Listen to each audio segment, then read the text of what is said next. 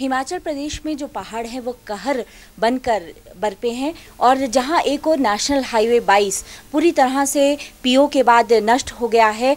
खाप तक कई जगह पर लगभग 20 जगह पर सड़क का नामो निशान नहीं है। हर तरफ हमें जो है वो मलबा नज़र आया। जब 15 तारीख को हमारी जो 9 सदस्यीय दूरदर्शन की टीम खाप की ओर गई तो ये पूरे पहाड़ इतने सुंदर नज़र आ रहे थे। जगह जगह हम फोटोग्राफ ले रहे थे, जगह जगह लोगों से बात कर रहे थे। लेकिन जब हम जब रविवार को जब बारिश होने लगी तो हम नाकों से वापस आ गए और बार बार जो है पहाड़ जब नीचे आने लगे तो हमारी जो टीम है वो पहाड़ को पत्थरों को हटाते हुए आगे बढ़ रही थी। लेकिन जैसे ही हम खाप के पास आए तो दोनों और जो हमारी 2 गाड़ियां थी दोनों और पत्थर आ गए और हमें दोनों गाड़ियां वहीं खड़ी करनी पड़ी।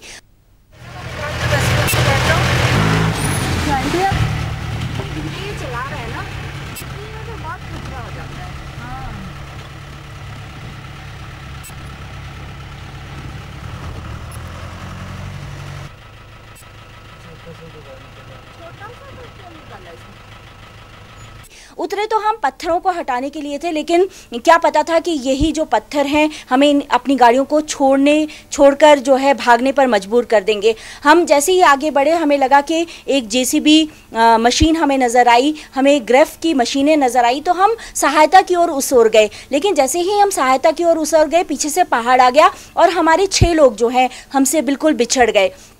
फिर 2 दिन जो है लगातार वर्षा होती रही और हमने ग्रेफ की जो वर्कशॉप थी वहाँ पर 2 दिन बिताए 3 लोगों ने। और बाद में जैसे ही मौसम साफ़ हुआ तो हम पूह की ओर जो लगभग वहाँ से 10 किलोमीटर दूर था की ओर आगे बढ़े। जगह जगह आप हमारे पीछे जो फुटेज चल रही है उस पर देख सकते हैं कि जगह जगह जो है वो पहाड़ गिरे हुए थे। जगह जगह हम लोगों से बात करते हुए चल रहे थे। जो रामपुर जो है वहाँ से लगभग 150 किलोमीटर दूर था, लेकिन 10 किलोमीटर का सफ़र जो है वो 40-50 किलोमीटर से कम नहीं लगा, क्योंकि बार बार पहाड़ चढ़ते थे और बार बार उतरते, क्योंकि सड़क का तो नामो निशान नहीं था। कुल मिलाकर पूह क्षेत्र में इस समय जो है लगभग 50 जो है पर्यटक फंसे हुए हैं, कुछ मरीज़ भी हैं। हालांकि आज पूह के और 2 हेलीकॉप्टर जो है उन्होंने उड़ानें भरी और लगभग 24 लोगों को वहाँ से निकाला गया है। लेकिन अभी भी काफ़ी लोग, हमारी दूरदर्शन के 6 लोग अभी भी उस क्षेत्र में फंसे हुए हैं और हमें उम्मीद है कि कल उन्हें निकाला जा सकेगा। लेकिन स्थिति इतनी ख़राब है। हालांकि सांगला की ओर विदेशी पर्यटक ज़्यादा हैं, वहाँ से लगातार उड़ानें हो रही हैं। लेकिन पूह क्षेत्र ऐसा है, वहाँ पर कई अभी गांव ऐसे हैं जहाँ अभी तक कोई संपर्क नहीं हो पाया है। जो एडीएम पूह हैं उनसे हम लगातार संपर्क में रहे। उनका ये कहना था, क्योंकि इलेक्शन होने जा रहे हैं, मंडी उप संसदीय चुनाव होने जा रहे हैं, उनका ये कहना था कि 40 पोलिंग स्टेशन ऐसे हैं जहाँ पर पोलिंग सामग्री पहुँचाना लगभग अभी जो है असंभव नज़र आ रहा है।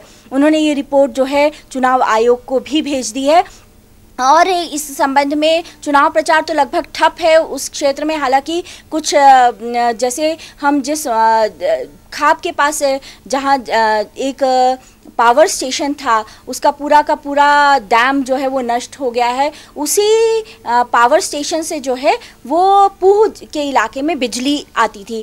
बिजली और पानी जो है वो बिल्कुल पूह में नहीं है। पानी की लाइनें बिल्कुल टूट गई हैं। हालांकि स्थानीय लोग जो हैं वहाँ पर्यटक जो फंसे हुए हैं, आने वाले लोग हैं, उनको खाना आदि मुहैया करवा रहे हैं। जैसे मैं चली थी तो मेरे पास सिर्फ एक आई कार्ड था और एक मोबाइल था और उसके सहारे मैंने आगे बढ़ी। और किस तरह से मैं शिमला पहुंची हूँ ये मतलब मैं ही जानती हूँ कि किस तरह से सेना ने मेरा साथ दिया, जिस तरह से ग्रेफ ने मेरी मदद की। अदरवाइज़ मुझे नहीं लगता था कि मैं कभी शिमला पहुंच पाऊंगी। Nandini Mittal, DD news, Shimla. अपने अनुभवों के साथ कल शिमला पहुंची ये थी दूरदर्शन की समाचार संपादक नंदिनी मित्तल।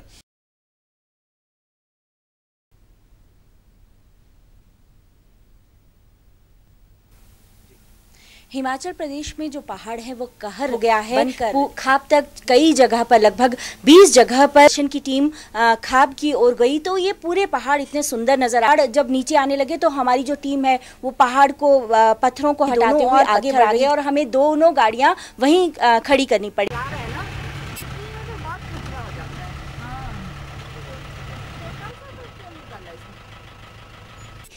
छोड़कर जो है भागने पर मजबूर कर देंगे। हम जैसे ही आगे बढ़े हमें सहायता की ओर उस ओर गए, लेकिन जैसे ही हम सहायता की ओर उस ओर गए, पीछे वर्कशॉप थी, वहां पर 2 दिन बिताए 3 लोगों ने। और बाद में जगह जगह जो है वो पहाड़ गिरे हुए थे जगह जगह, लेकिन 10 किलोमीटर का सफर जो है वो 40-50 का तो नामो निशान नहीं था। कुल मिलाकर पूह क्षेत्र में इस समय है, हालांकि आज पूह के और 2 हेलीकॉप्टर जो है हुए हैं और हमें उम्मीद है कि कल उन्हें निकाला जा सकेगा। लेकिन ऐसा है वहाँ पर कई अभी गांव ऐसे हैं जहां लगातार कोई संपर्क है। उनका ये कहना था क्योंकि इलेक्शन होने जा रहे हैं, इस पोलिंग स्टेशन ऐसे हैं जहां पर पोलिंग सामग्री पहुंचा। उन्होंने ये रिपोर्ट जो है चुनाव आयोग को भी भेज दी है और इस संबंध में पास जहां एक बिजली और पानी जो है वो बिल्कुल पूह में नहीं है, पानी की लाइन में एक मोबाइल था और उसके सहारे मैंने आगे बढ़ी और किस तरह से मैं शिमला पहुंची। अदरवाइज मुझे नहीं लगता था कि मैं कभी शिमला पहुंच पाऊं। अनुभवों के साथ कल शिमला पहुंची ये थी दूरदर्शन की समाचार संपादक। पहुंच गई है मंडी संसदीय उपचुनाव के लिए किन्नौर जिले में होने वाले, जहां मंडी संसदीय सीट पर मतदान